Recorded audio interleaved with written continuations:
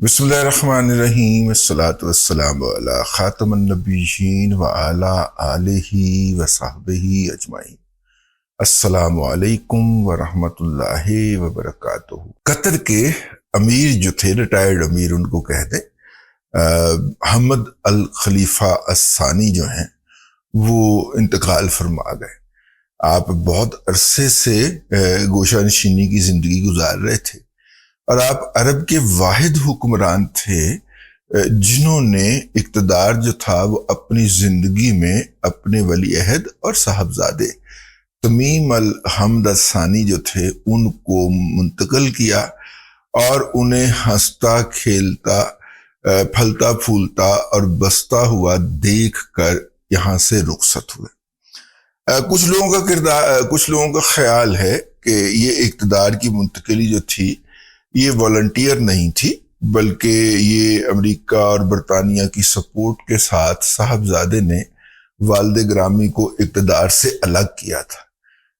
لیکن جو ہے زیادہ لوگوں کا یہی خیال ہے کہ وہ ایک پروگریسو مائنڈ کے آدمی تھے اور پروگریسو مائنڈ ہونے کی وجہ سے انہوں نے سوچا کہ یہ کر دیا جائے۔ دونوں صورتوں کے اندر قطر فائدے میں رہا۔ تمیم صاحب جو ہیں، تمیم الثانی صاحب جو ہیں، وہ مغرب کی یونیورسٹیوں سے اعلیٰ تعلیم حاصل کر کے واپس آئے۔ کچھ عرصہ انہوں نے اپنے مرحوم جو اب مرحوم ہو گئے ابا جی کے ساتھ گزارا اور اس کے بعد انہوں نے ریاست کے معاملات کو اپنے ہاتھ میں لینا شروع کیا، تاہم کہ ان کے ابا نے ان کو نامزد کر دیا۔ یہ ہے ایک سائیڈ آف دا سٹوری۔ حمد الخلیفہ الثانی صاحب کے جو والد گرامی خلیفہ صاحب جو تھے ان کو آزادی عطا ہوئی تھی جب برطانیہ نے یہاں سے اپنا جو تھا وہ افواج واپس بلانے اور نیم خود مختاری دینے کا فیصلہ کیا تھا قطر کو۔ تو قطر اس وقت ایک غریب ملک تھا۔ یہاں پہ برطانیہ میں 1971 میں ہوئی ہے شاید، یہاں پر برطانیہ نے جو ہے 2-3 اٹیمپٹس کی تیل نکالنے کی، جس طرح کے متحدہ عرب امارات کے اندر کی گئی تھیں اور وہاں پہ تیل نکل بھی آیا تھا۔ قطر وہ واحد جگہ تھی یہاں سے جو ہے وہ تیل نکلنے کی بجائے گیس نکلی، حتیٰ کہ اس سے ملحقہ چھوٹا سا جزیرہ نما ہے۔ ثانی فیملی جو ہے وہ سعودیہ کے اندر دیگر قبائل کی طرح ایک قبیلہ ہے اور یہ وہ قبیلہ ہے جو یہاں پہ اس 45 کلومیٹر چوڑے اور 90 کلومیٹر لمبے اس جزیرے کے اوپر آباد تھا۔ آبائی ان کا جو پیشہ تھا وہ سیپیاں نکالنا تھا سمندر کی تہ میں سے، اور ان سیپیوں میں موتی ہوتے تھے۔ چونکہ موتیوں کا سب سے بڑا خریدار 70-80 کی دہائی 50-60-70-80 کی دہائی میں جاپان رہا ہوا تھا، تو اس لیے ان کی جاپان کے ساتھ بہت قریبی تجارت اور تعلقات تھے اس وقت۔ یہ قطر کی سرزمین کے اوپر جو ہے وہ تو تیل نہ نکل پایا یا گیس نہ نکل پائی، لیکن اس کے سار ملحقہ پارس گیس فیلڈ یا فارس گیس فیلڈ جو تھی وہاں پہ سمندر کے اندر سے گیس نکل آئی۔ یہ گیس فیلڈ وہی گیس فیلڈ ہے جس سے ایران بھی پائپ ڈال کے گیس نکالتا ہے۔ ایران میں نکلنے والی جتنی بھی گیس کی تنصیبات ہیں پارس گیس فیلڈ سے، ان کے اندر 40% کی سرمایہ کاری قطر کی ہے۔ تو قطر کے ایران کے ساتھ پرانے تعلقات ہیں، ٹھیک ہے جی۔ اب جناب یہ وہ جو خلیفہ صاحب جو تھے جن کو انگریز نے آزادی عطا کی تھی اور اس وقت صرف گیس نکلی تھی، گیس کا کوئی استعمال نہیں تھا تب تک جی، اور گیس کا استعمال اس لیے نہیں تھا کہ اسے پائپوں میں ڈال کے تو لے جایا جا سکتا تھا۔ اب یورپ تک پائپ میں ڈال کے گیس تو لے جائی نہیں جا سکتی تھی، کیونکہ اس پائپ کے اوپر اتنی زیادہ سرمایہ کاری ہوتی اور اس کے اوپر اتنا زیادہ سود یا منافع دینا پڑتا کہ روس کی جو $2-2.5 پر MMBTU کے اوپر سائبیریا سے گیس آ کے پورے یورپ کو سپلائی ہوتی تھی، جو کہ یوکرائن جنگ کے باعث بند ہو گئی اور پورا یورپ بحران میں چلا گیا، وہ گیس جو تھی وہ اتنی قیمت پہ تو پہنچ نہیں پاتی تھی۔ تو روس سے جب مل رہی تھی تو یورپ ان کی طرف کیوں دیکھتا۔ پھر انہوں نے آکسفورڈ یونیورسٹی کے طلبہ کو ایک اسائنمنٹ دی جس کے اوپر ملینز آف ڈالر خرچ ہوئے. کچھ لوگوں کا خیال ہے کہ یہ ملینز آف ڈالر جو تھے یہ ادھار لیے گئے، اور ان میں سے کچھ ادھار جو تھا میاں نواز شریف کے والد گرامی جناب حضرت قبلہ میاں شریف صاحب نے بھی دیا تھا. اور یہ پیسے اکٹھے کر کے قطر کے جو فوت ہوئے ہیں صاحب، انہوں نے آکسفورڈ یونیورسٹی کو دیے، اور آکسفورڈ یونیورسٹی نے LNG کی ٹیکنالوجی کے اوپر تجربات کیے اور کامیابی حاصل کی.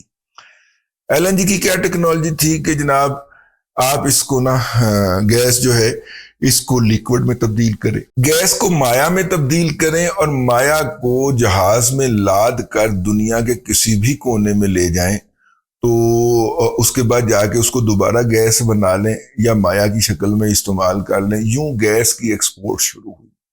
جب گیس کی ایکسپورٹ اور برآمدات شروع ہوئیں تو اس وقت جو ہے وہ دنیا کے اندر انہوں نے ایک تہائی برطانیہ کی جو کمرشل عمارتیں ہیں، میں عام گھروں کی بات نہیں کر رہا، کمرشل عمارتیں جو ہیں پرائم لوکیشن کے اوپر، وہ انہوں نے خرید لی تھانی فیملی نے یا قطر والوں نے. یہ کوئی 1.25 لاکھ افراد ہیں اس ٹوٹل قبیلے کے، باقی تو سارے جو ہیں وہ خارجی ہیں نا، باہر سے آئے ہوئے ہیں. تو یہ اچھا، تو یہ کسی وقت میں 1/3 آف دا لندن کے، اب بھی سنا اس سے زیادہ کئی مالک ہیں، ہر تیسری چوتھی بلڈنگ جو وہاں پہ بکتی تھی اس کے خریدار ثانی فیملی تھے. پھر انہوں نے فرانس کے اندر بھی بہت زیادہ سرمایہ کاری کی ریئل اسٹیٹ کے اندر. تاہم جب افغانستان کی امریکہ والی 20 سالہ جنگ شروع ہوئی تو پھر کہا جاتا ہے کہ مبینہ طور پہ امریکی جرنیلوں نے ان سے لیڈ لے لی، یعنی انہوں نے جو افغانستان کے نام پہ جو ڈالر ہڑپ کیے وہ فرانس کے اندر ریئل اسٹیٹ کے اندر جا کے تو لگے. تو ہمارا ذرا فرانس سے دور پار کا ہی تعلق ہے نہ ہمیں فرینچ آتی ہے نہ انہیں اردو آتی ہے. اب یہ جو گورے ہیں انگریز ہیں، انگریزی تو ہمارے رگ رگ میں بسی ہوئی ہے نا. ہم تو انگریزی میڈیم سکول پہ لکھ کے بڑا خوش ہوتے ہیں، بھلے اندر الفنار اور بے بندوق ہی پڑھایا جا رہا ہو. تو خیر میں عرض کر رہا تھا کہ وہ جب یہ LNG کا ٹیکنالوجی 1993 کے اندر کامیابی سے ہمکنار ہوئی ہے تو اس LNG کی بنیاد کے اوپر قطر دنیا کا امیر ترین ملک بن گیا فی کس آمدنی کے حوالے سے. اور بھلے وہ $2.5 کی بکے یا بھلے وہ $22 کی بکے LNG، ان کو منافع ہی منافع تھا. گیس نکالتے، لیکوڈ بناتے، جہاز میں لاتے اور بھیج دیتے. ہم نے بھی ان کے ساتھ ایک معاہدہ کیا ہوا ہے شاہد خاقان عباسی صاحب کے ذریعے، اور ابھی اس کے اندر 5-7 سال اور پڑے، 20 سال کا معاہدہ تھا. ہمیں $6 پر MMBTU کے اوپر جو ہے وہ انہوں نے دینے کا اعلان کیا تھا. اب تو خیر بہت زیادہ ہو گئی ہوئی ہے، یورپ نے پوری بکنگ کر لی ہوئی ہے ان کی پوری کیپیسٹی کی. جب سائبیریا سے گیس بند ہو گئی نا یورپ کو، تو یورپ اب لور پھر رہا تھا کہ اب ہم کیا کریں گے. تو پھر انہوں نے LNG کی پوری اگلے 30 سال کی کیپیسٹی بک کر لی.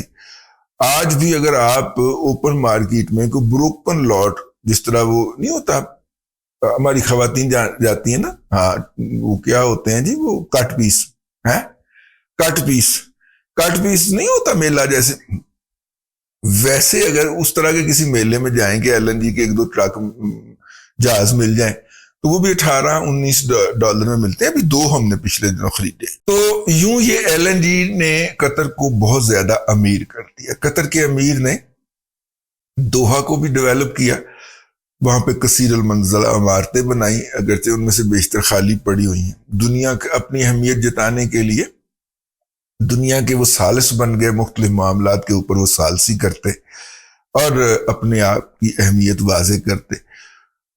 اس کے بعد جناب اب بہت سارے لوگ، اور میں یہ اکثر یاد دہانی کروایا کرتا ہوں، بہت سارے لوگ جو یہ بات پوچھتے ہیں کہ جناب میاں نواز شریف کے پاس جو ہے وہ لندن والے فلیٹ کہاں سے آئے، تو یہ وہ والا ادھار تھا جو خلیفہ ثانی صاحب نے حمد ثانی کو کہا کہ پتر میاں شریف ایک بزنس مین، اس نے گلف سٹیل مل لگائی تھی UAE میں، تو میں اس سے ادھار لیا کرتا تھا تو وہ دے دیا کرتا تھا، تو اینے پیسے انہوں نے ساڑھے وال نکل دینے.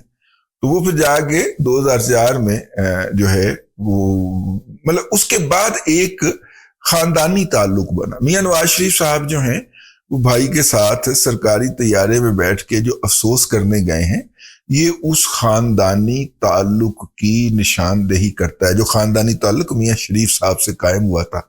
اور ظاہر میاں شریف کے سب سے بڑے صاحبزادے نے باپ کا تعلق تو نبھانا ہے، تو اس لیے وہ افسوس کرنے گئے، ساتھ میں میاں شہباز شریف صاحب بھی گئے. تو میاں نواز شریف صاحب اس لیے گئے.